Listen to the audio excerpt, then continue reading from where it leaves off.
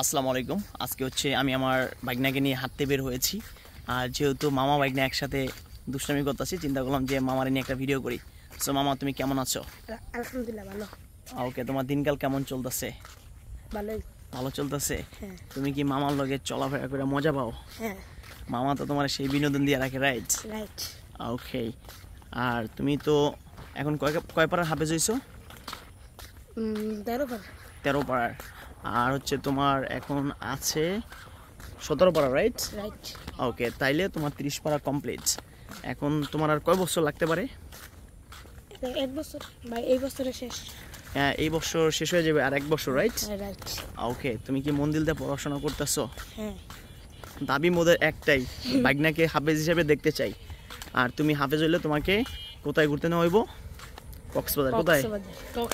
কক্সবাজারে। মামা তোমাকে একদম মনে করো যে বিমানে করে কক্সবাজার নিয়ে যাবো, ঠিক আছে?